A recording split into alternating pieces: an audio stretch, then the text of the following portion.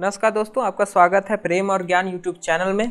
मैं हूं ओमकार पांडे। आज मैं बताऊंगा आप लोगों को ब्राउन राइस और वाइट राइस का डिफरेंस क्या है और क्यों जरूरी है ये लोग दोनों को फर्क करना, ये लोग दोनों के बीच में फर्क करना क्यों जरूरी है, ये मैं आज बताऊंगा। दोस्तों, दुनिया में सभी व्यक्ति जितने भी कोई हैं, सब कोई चाहते हैं कि हम खुश रहें, हम हैप्पी रहें, हम अच्छे रहें, हमारा फैमिली सही रहे, और मैं जानता हूँ कि आप भी यही चाहते हो।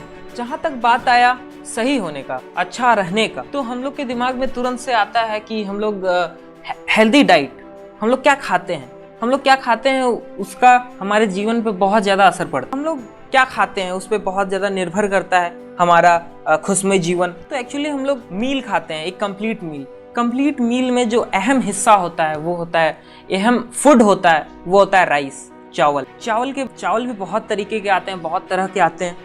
यहाँ पे मैं फोकस किया हूँ भूरा चावल और सादा चावल, सफ़ेद चावल के बीच। भूरा चावल, ब्राउन राइस, फार्मर्स के यहाँ से, जो किसान के यहाँ से जो फ्रेश ब्राउन राइस आता है वो उनमें 3 लेयर्स होती है।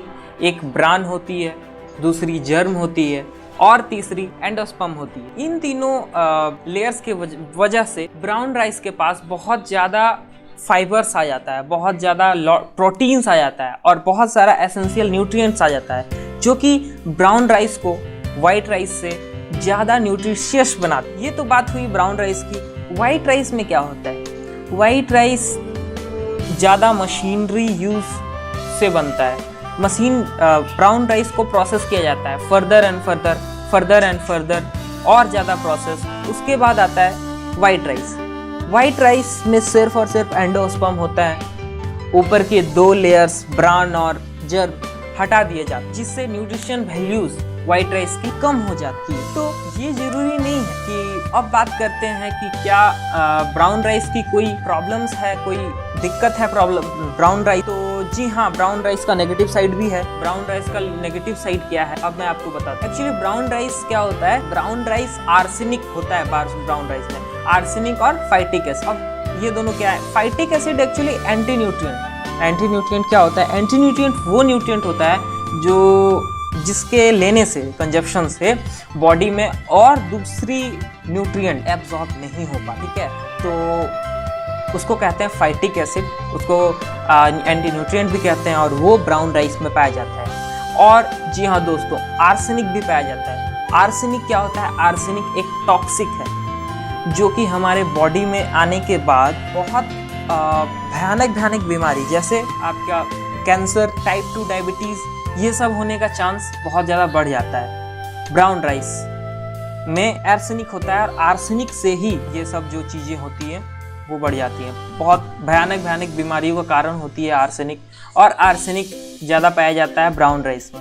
80% आर्सेनिक ज़्यादा पाया जाता है ब्राउन राइस में वाइट राइस के मुकाबले। अब वाइट राइस में ऊपर की 2 लेयर्स तो हटा दी जाती हैं तो न्यूट्रिशन कम हो जाता है, लेकिन अभी भी वाइट राइस एक सेफर ऑप्शन बन जाता है, क्योंकि वाइट राइस में न आर्सेनिक होती है न फाइटिक एसिड होता है। और एक्चुअली मेरा इरादा आपको कंफ्यूज करने का नहीं है, मैं आपको पूरा क्लियर इन्फॉर्मेशन दे रहा हूँ।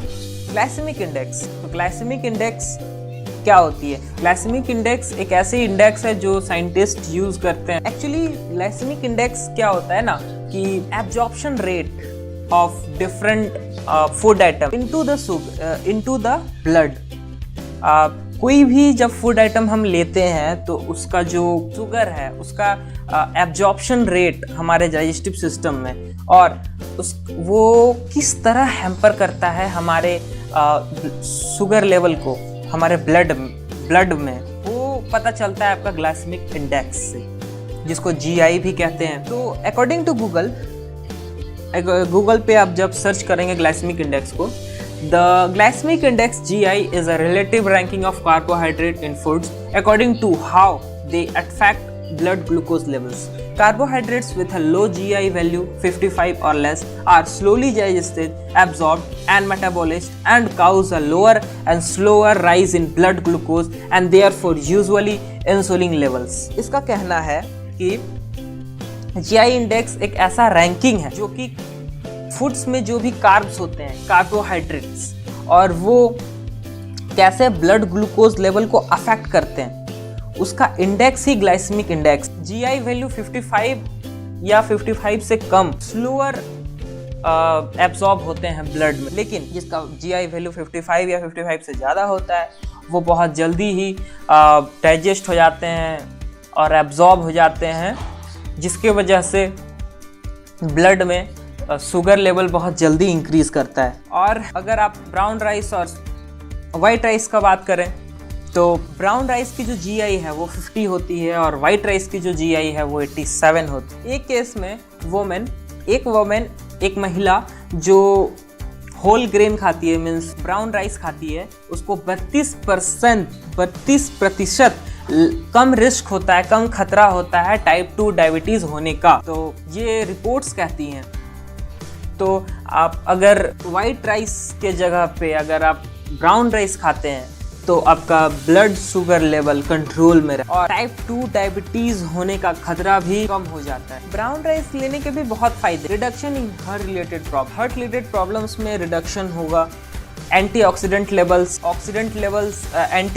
लेवल्स का बढ़ोतरी अब बॉडी में। Antioxidant levels actually WBC cells होते हैं जो हमारे लिए फाइट करते हैं कोई भी फॉरेन मटेरियल्स, फॉरेन बैक्टीरियाज जब बॉडी में एंटर करते हैं तो जो अटैक करते हैं उनके ऊपर, वो एंटीऑक्सीडेंट होते हैं। वेट लॉस, ब्राउन राइस से वेट लॉस भी होता है। एक रिसर्च में पाया गया कि जो लोग ज़्यादा ब्राउन राइस का प्रयोग करते हैं वाइट राइस के मुकाबले, वो ज़्यादा पतले होते हैं, वो ज़्यादा स्वस्थ होते हैं, उनका बॉडी वेट कम होता है, उनका BMI भी कम होता है। और एक स्टडी में पाया गया कि जो लोग कम होल ग्रेन लेते हैं, जो लोग वाइट राइस खाते हैं, वो लोग का वेट ज़्यादा पाया गया उन लोगों के मुकाबले जो वाइट राइस नहीं लेते और ब्राउन राइस लेते। तो धन्यवाद दोस्तों, ये थी मेरी छोटी सी पेशकश brown rice versus white rice में। अगर अच्छा लगे तो शेयर ज़रूर करें, लाइक करें, कमेंट करें। अगर कुछ समझ में नहीं आया या कोई और किसी चीज़ के बारे में जानकारी चाहिए तो आप ज़रूर कमेंट करके मुझे बता सकते हैं और सब्सक्राइब करना ना भूलें दोस्तों। धन्यवाद, हम मिलेंगे अगले वीडियो में। Good bye and take care.